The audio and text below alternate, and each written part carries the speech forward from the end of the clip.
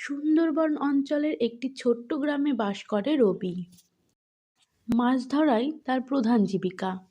সমুদ্রের পাড়ে তার বেঁধে রাখা নৌকাটি নিয়ে সে মাছ ধরে, আর সেই মাছ মাছের আড়তে দিয়ে আসে।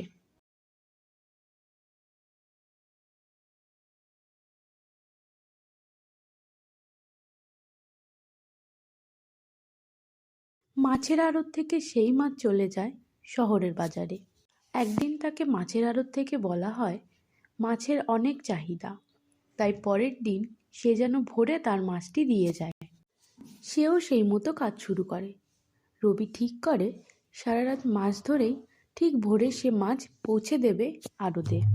রাত্রে সে তার নৌকোটি নিয়ে বেরিয়ে পড়ে মাছ ধরতে। সমুদ্রে কিছু দূর গিয়ে সে একটি নদীর মোহনা দেখতে পায়। যদিও আগেও দেখেছে সেই নদীর মোহনা, কিন্তু কোনোদিনও যায়নি সেখানে। আজ মাছ ধরার জন্য সে নদীমুখী তার নৌকোটি নিয়ে যায়, আর নৌকোটি নিয়ে নদীর স্রোতের উল্টো দিকে সে ক্রমশ চলতে থাকে। যেতে যেতে সে অনেক মাছের শব্দ শুনতে পায়, আর সেই শব্দ শুনেই সে জাল ফেলে। তার জালে উঠে আসে অনেক মাছ। যখন সে মাছ ধরতে ব্যস্ত, তখন তার পেছন থেকে একজন তাকে ডেকে ওঠে হঠাৎ করে। পেছনে ফিরে সে চাঁদের আলোতে দেখে একজন মহিলা দাঁড়িয়ে আছে নদীর পাড়ে। ওই মহিলাকে দেখে রবি একটু অবাক হয়। এত রাতে এখানে একজন মহিলা দাঁড়িয়ে কেন? তখনই সেই মহিলা রবিকে বলে নদীর ওই পাশের ঘাটে একটু পার করে দিতে। রবিও রাজি হয়ে তাকে নৌকোতে উঠতে বলে। তারপর সে নৌকো চালানো শুরু করে। হঠাৎ করে নৌকো চলতে চলতে রবি লক্ষ্য করে নৌকোটা যেন একটু হালকা লাগছে, কিন্তু নৌকোতে তো কত মাছ। মাছগুলিকে দেখার জন্য যখন সে ছইয়ের ভেতর উঁকি দেয়, তখন সে দেখে সে যেই বউটিকে নৌকায় তুলেছে তার চোখে চোখ বলে কিছু নেই। চোখের বদলে আছে কেবল দুটি গর্ত, হাতের নখ খুব নোংরা।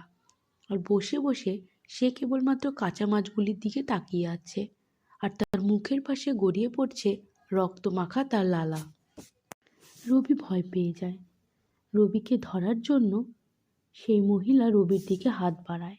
সেই অদ্ভুত দেখতে প্রাণীটি বীভৎসভাবে রবির দিকে এগিয়ে আসতে থাকে শুয়ে শুয়ে। সেই ভয়ঙ্কর দৃশ্য দেখে প্রবল আতঙ্কে আতঙ্কিত হয়ে রবিও লাফ দেয় জলে। রবিকে লাফ দিতে দেখে সেই প্রাণীটিও নৌকোর ওপর শুয়ে শুয়ে হাসতে হাসতে দেখতে থাকে জলের দিকে। তারপর একসময় জলের মধ্যে মুখ ঢুকিয়ে কি যেন দেখার চেষ্টা করে প্রাণীটি। একসময় হাসতে হাসতে সেও নেমে পড়ে জলের মধ্যে। নৌকো খালি দেখে রবি জলের থেকে উঠে নৌকোর দিকে এগিয়ে যায়। তখনই রবির পেছনে জলের মধ্যে উঠে আসে সেই ভয়ঙ্কর দর্শন মহিলা। যেই রবি নৌকাতে উঠতে যাবে, তখনই সেই রাক্ষসী তার সামনে গিয়ে তাকে কামড়ে ধরে আর জলের মধ্যে ডুবে যায় তাকে নিয়ে। একসময় নদীর জল লাল হয়ে ওঠে, আর রবির নড়াচড়ার আর কোনো আওয়াজই পাওয়া যায় না নদীর জল থেকে। কিছুক্ষণ পর আবার সেই রাক্ষসীর দেহ ভাসতে দেখা যায় জলের উপরে, আর সে ভেসে ভেসে যেতে থাকে নদীর পাড়ের দিকে। আর যখন সে পাড়ে ওঠে, তখন তার সাথে দেখা যায় রক্তাক্ত রবির দেহটিকে। রাক্ষসীটি তার মুখে নিয়ে চিবোতে থাকে রবির দেহের এক টুকরো মাংস। নৌকোটিও ভেসে চলতে থাকে নিজের ইচ্ছেতে, বাধাহীনভাবে।